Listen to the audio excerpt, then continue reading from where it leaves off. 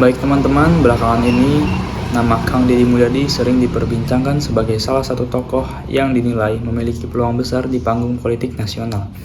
Berbagai lembaga survei terbaru bahkan mulai menempatkan namanya di jajaran atas bursa calon presiden menuju Pilpres 2029.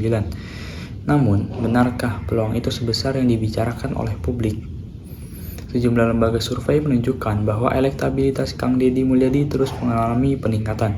Dalam beberapa survei nasional, namanya berada di kelompok teratas setelah Presiden Prabowo Subianto, bahkan mampu mengungguli sejumlah tokoh politik nasional lainnya. Namun, survei-survei tersebut juga menunjukkan bahwa jumlah pemilih yang belum menentukan pilihan masih sangat besar. Artinya, peta politik tahun 2029 masih sangat dinamis dan bisa berubah sewaktu-waktu. Sebelum kita lanjut membahasnya, teman-teman bisa menonton cuplikan-cuplikan video berikut ini. Per hari ini tidak ada kepala daerah, gubernur atau bupati yang mengalahkan popularitasnya KDM. Biasanya popularitas kepala daerah itu bermula di Jakarta. Kenapa? Karena Jakarta adalah pusatnya pemerintahan, pusatnya informasi, pusatnya opinion maker. Itu ke Jawa Barat gitu. Dan Kang Deddy Mulyadi mendobrak itu. Ya, dan menarik pula untuk kita lihat biasanya kepala daerah yang populer itu yang punya latar belakang etnik Jawa. Jokowi, Ganjar Pranowo, Anies meskipun kita tahu tidak sepenuhnya Jawa, tetapi besar di Jogja. Ya. Ini Sunda gitu kan. Jadi ada banyak. Jadi satu sisi memang dia punya satu pendekatan yang berbeda, yang mungkin lebih tanda kutip visioner, karena jauh sebelum politisi menggunakan sosial media dia sudah aktif di sana. Tapi sisi lain, kalau kita amatin isi atau konten dari sosial medianya, itu apapun dia upload, termasuk hal yang kontroversial sekalipun. Saya kira per hari ini tidak ada kepala daerah, gubernur atau bupati yang mengalahkan popularitasnya KDM. Jadi nomor satu, seorang kepala daerah yang paling KDM. populer adalah Kang Deddy Mulyadi. Ini saya ngomong sebagai pollster ya. Artinya bobotnya secara akademik bisa saya pertanggungjawabkan. Biasanya popularitas kepala daerah itu Inilah yang terjadi jika KDM jadi Presiden Indonesia. Menurut keyakinan saya, jika KDM jadi Presiden Indonesia, Indonesia tidak ada lagi daerah yang tertinggal, seperti ketimpangan infrastruktur jalan dan masalah sosial lainnya. Fokus utama adalah soal pembangunan infrastruktur jalan. Bisa Anda bayangkan, di saat beliau menjabat Gubernur Jabar, KDM bisa merubah anggaran pembangunan jalan yang nilainya hanya ratusan miliaran menjadi triliunan. Apalagi KDM menjadi presiden, sudah pasti akan fokus ke daerah yang dinilai tertinggal. Inilah mengapa Benny Wenda, tokoh separatis Papua, kagum dengan KDM. Maka dari itu, jika KDM menjadi presiden, Papua tidak lagi disebut daerah tertinggal. Jadi Mulyadi kan lebih pelik ketika approval ratingnya itu berbuah elektabilitas. Dia itu kader Gerindra yang terikat oleh keputusan internal partai untuk merenominasikan seorang kepala daerah. Saya terus terang setiap saat yang terlalu prematur. Tapi ujiannya ini mungkin akan kencang dalam waktu setahun 2 tahun ke depan.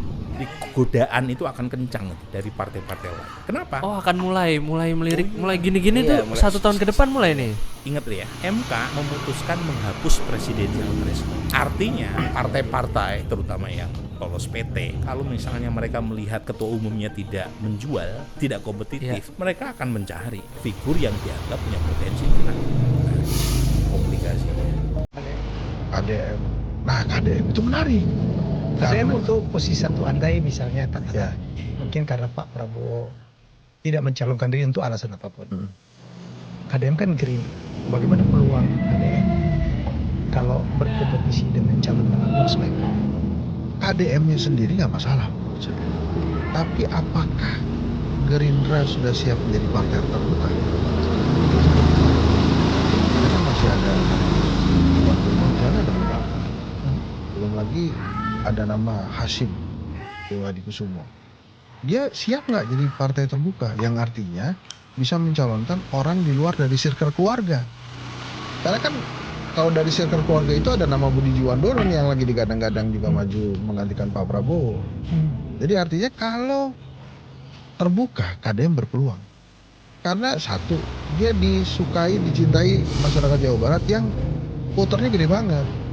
Dan seluruh Indonesia. Yes. Maka kalau menurut saya, pijakan pertamanya KDM itu harus mendorong Pak Prabowo maju lagi, dia jadi nomor 2-nya. Dengan kekuatannya KDM hari ini, menurut saya dia layak dipilih oleh Pak Prabowo. Apalagi kalau memang dia ingin membesarkan Gerindra di 2000. Kalau presidennya orang Sunda, gimana menurut kamu? Banyak warganet menilai karakter Sunda yang humoris, dermawan, dan penuh empati layak memimpin Indonesia. Nama Kang Deddy pun ikut mencuat dan mencuri perhatian publik. Belum ada orang Sunda yang jadi presiden Indonesia, kan? Makanya gua mau perkenalkan orang Sunda jadi presiden. Karena orang Sunda ini, mereka dermawan kali. Macam KDM, dermawan kali. Gua suka orang dermawan. Biar Indonesia ini... Bagaimana ya jika KDM dan Ahok maju Pilpres 2029? KDM jadi calon presidennya sedangkan Ahok jadi wakilnya, guys. Kayak menarik nih. KDM suka merangkul warga, sedangkan Ahok suka becat pejabat nakal. Kayak ini akan jadi perpaduan yang mau dah. KDM bagian belusukan dan menyelesaikan masalah warga dari hati ke hati. Sedangkan Ahok itu bagian jaga keuangan negara nih dari para koruptor dan para penjilat lainnya. Dan hebatnya lagi mereka berdua ini guys sama-sama transparan. Dan mereka juga pandai menggunakan media sosial guys. Jadi kita nih sebagai rakyat lebih mudah memantau kinerja mereka. Kira-kira kalau mereka itu betul-betul maju nih guys, kalian akan pilih mereka guys? Atau... Oke teman-teman, itu dia apa yang dikatakan pengamat mengenai Kang Deddy Mulyadi yang bisa bersaing maju di Pilpres tahun 2029. Kita lanjut next video. Ada kabar panas nih dari dunia politik nasional. Hasil survei Indikator Politik Indonesia baru aja keluar tanggal 8 November 2025. Dan hasilnya bikin banyak orang kaget. Gubernur Jawa Barat, Deddy Mulyadi atau KDM langsung naik ke posisi 2 nasional dalam simulasi calon presiden. Survei ini dilakukan tanggal 20 sampai 27 Oktober dan hasilnya kayak gini. Prabowo Subianto masih di atas dengan dukungan 46,7%. Disusul KDM dengan 18,4%. Di bawahnya ada Anies Baswedan 9%, Gibran Rakabuming 4,8% dan Agus Harimurti Yudhoyono 3,9%. Tuh, sudah dirilis dulur-dulur baraya-baraya Abah survei untuk bakal calon presiden di tahun 2029 nanti. Ternyata Bapak Aing Kang Deddy Mulyadi ada di posisi nomor 2 tertinggi setelah Prabowo. Ini tanda dulur-dulur baraya-baraya Abah dan ini mudah-mudahan terjadi bahwa 2029 nanti Bapak Prabowo maju sebagai presiden untuk 2 periode dan mengusung Bapak Aing Deddy Mulyadi sebagai wakilnya, sebagai wakil presiden. Loh, kenapa Kang Deddy Mulyadi tidak langsung nyalon aja sebagai presiden, maju sebagai RI 1? Tidak mungkin teman-teman, karena Bapak Aing Kang Deddy Mulyadi dari Partai Gerindra. Dan Ketua Umum Partai Gerindra adalah Bapak Prabowo Subianto. Nah, setelah terpilih 2029 sebagai presiden dan wakil presiden periode sampai tahun 2034, baru 2034 Bapak Aing Kang Deddy Mulyadi maju sebagai RI 1, maju sebagai Presiden Republik Indonesia tahun 2034. Bagaimana dulur-dulur baraya-baraya Abah? Setuju nggak? Kalau setuju, tinggalkan komentar di sini. Kalau tidak setuju, tinggalkan juga komentar dan alasannya di sini. Mudah-mudahan ini video ini, PT ini sampai ke Bapak Prabowo. Makanya supaya sampai ke Bapak Prabowo dan ke Bapak Aing Deddy Mulyadi, sebarkan, bagikan. Ya, Aing mah yakin, seyakin-yakinnya 2028, lamun Pak Deddy Mulyadi nyalakan jadi presiden pasti menang. Mal Aing bisa nandingin aja. Yakin, pokoknya 2028 kalur Kang Deddy Mulyadi. Inilah 3 golongan yang kelak akan menjegal KDM maju di Pilpres 2029. Pertama, golongan pejabat korup penikmat dana, bancakan program pemerintah. Karena mereka tahu KDM akan memperketat sistem supaya tidak akan ada celah untuk dikorupsi. Kedua, golongan mafia yang berkedok pengusaha. Tapi din prediksi aing mah tahun 2029 mah eta lamun Kang Dedi sampai mencalonkan diri atau dicalonkan pasti banjir duit. Sumpah. Permasalahannya calon-calon anu lain minder. Moal anu mahi lamun teu make duit. Tah eta nu pake karya ge koing din. Soalna jalma di Indonesia mah kitu, najan diurusan bertahun-tahun, dihadean bertahun-tahun, mangge kahadean jalma sakedeung sakabal boga kahayang sok pindah. Moal anu mah kana Deddy Mulyadi lamun teu make duit. Mudah-mudahan ya orang Indonesia najan dibere duit ge ku batur. Di jero kobong mah kumaha engke. Duit mah dana sasaha ge tarima cokot, kalis mah merenya. Engke datang ka jero kobong ulah robah pendirian, tetep aing mah Kang Deddy. Ini gila sih, 2029 belum mulai, tapi nama-nama pasangan ini udah bikin politik Indonesia menjadi panas. Nama pasangan yang pertama adalah Ahok dan Shirley Tjoanda. Yang kedua ada KDM dan Shirley Tjoanda. Yang ketiga ada KDM dan juga Ahok. Bayangkan kalau salah satu duet ini benar-benar terjadi dan terwujud 2029. Ahok yang dikenal sebagai orang yang sangat keras, berani, dan gak takut lawan siapapun. Ada KDM yang juga kuat untuk rakyat bawah, gaya bicaranya dekat dengan masyarakat. Sedangkan Shirley Tjoanda muncul dengan image yang muda, elegan, dan dianggap membawa wajah baru untuk Indonesia Timur. Nah, yang bikin menarik, setiap pasangan ini punya chemistry yang sangat berbeda. Ahok dan Shirley bisa menjadi perpaduan otak keras dan juga pendekatan yang humanis. KDM dan Shirley berpotensi kuat untuk anak muda dan juga rakyat akar bawah. Tapi kalau Ahok dan KDM bersatu, ini bukan lagi sebuah kampanye. Ini menjadi perang pengaruh. Dua figur dominan, dua pemimpin yang sama-sama kuat, dan dua-duanya terbiasa jadi pusat perhatian. Pertanyaan untuk kalian semua. Menurut kalian, pasangan mana yang paling realistis untuk menang di 2029? Assalamualaikum, salam orang bunian dari Aceh. Alhamdulillah dengan kekuatan yang saya punya sampai detik ini dari presiden kepala daerah, saya belum pernah salah dalam melihat sesuatu dan siapa yang menjadi pemimpin kelak.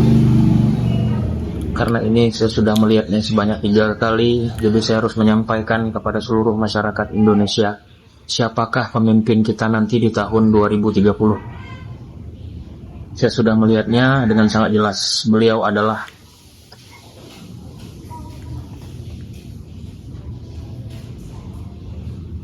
Bapak Deddy Mulyadi yang saat ini terpilih menjadi Gubernur Jawa Barat. Entah kenapa saya nggak tahu, tapi dialah orang yang saya lihat menjadi Presiden Indonesia di tahun 2030.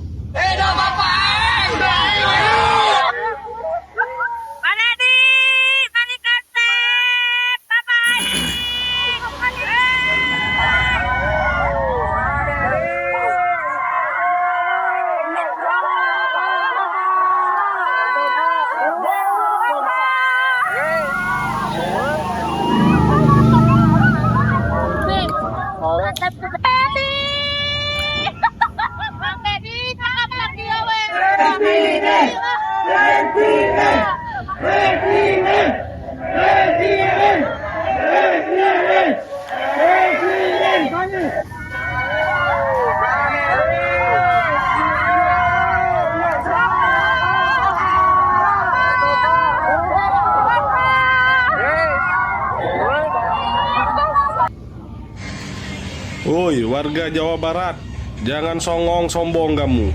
Kalau kamu berani, kita tukaran gubernur begal ada.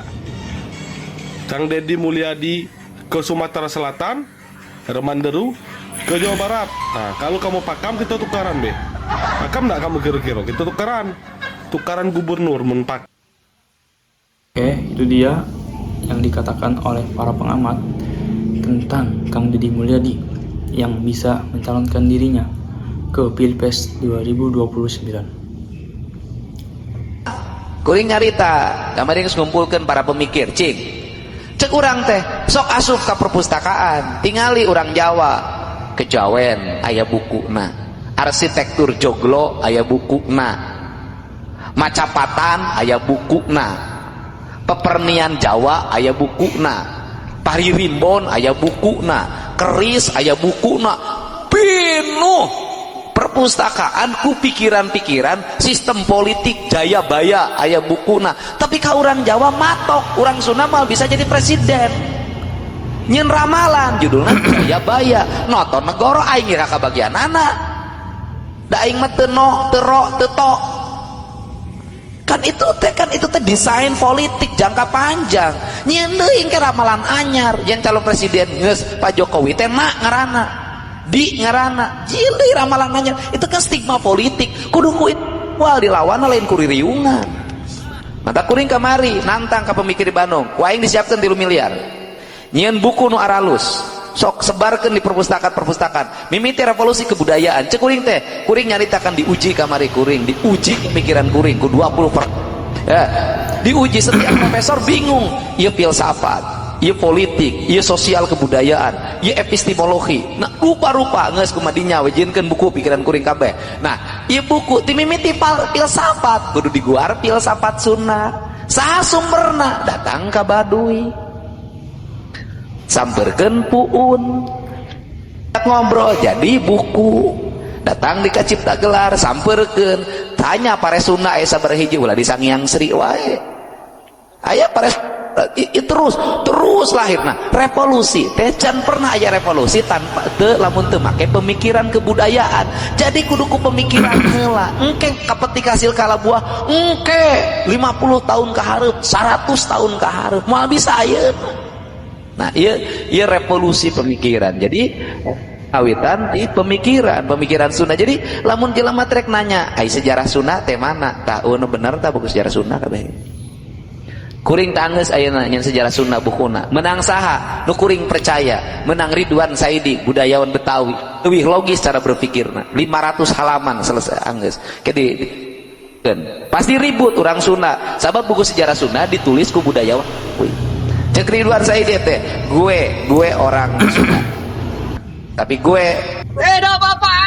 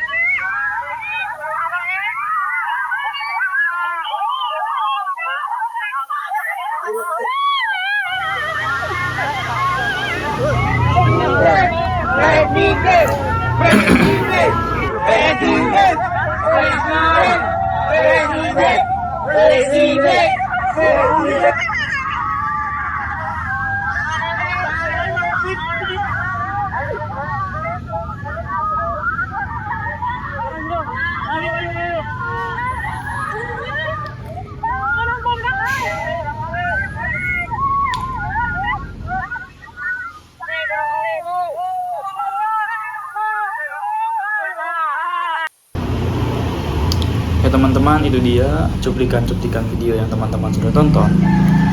Di sini, menurut sejumlah pengamat politik, salah satu kekuatan terbesar dari Kang Deddy Mulyadi adalah citranya di depan masyarakat. Ia dikenal sering turun langsung ke lapangan, aktif menyelesaikan persoalan warga, serta memiliki gaya komunikasi yang sederhana dan mudah diterima oleh berbagai kalangan. Faktor-faktor tersebut dinilai mampu memperkuat popularitas sekaligus meningkatkan tingkat keterpilihannya di masa yang mendatang. Di sisi lain, para analis statistik politik mengingatkan bahwa tingginya popularitas belum tentu menjamin kemenangan dalam pemilihan presiden. Faktor seperti kinerja pemerintahan, dukungan partai politik, koalisi, dinamika nasional, hingga munculnya kandidat baru. Selain itu, penelitian mengenai prediksi pemilu juga menunjukkan bahwa data media sosial atau tren internet saja tidak cukup untuk memprediksi hasil pemilu secara akurat. Karena itu, meskipun peluang Kang Deddy Mulyadi semakin banyak dibahas oleh pengamat dan hasil surveinya menunjukkan tren yang positif, belum ada pihak yang dapat memastikan siapa yang menjadi Presiden Republik Indonesia pada tahun 2029 mendatang. Perjalanan politik masih panjang, dan berbagai dinamika masih dapat mengubah peta persaingan. Yang menarik, semakin banyak masyarakat yang mulai memasukkan nama Kang Deddy Mulyadi ke dalam bursa calon presiden. Apakah tren ini akan terus meningkat hingga tahun 2029? Atau akan muncul tokoh lain yang mampu mengubah peta politik nasional?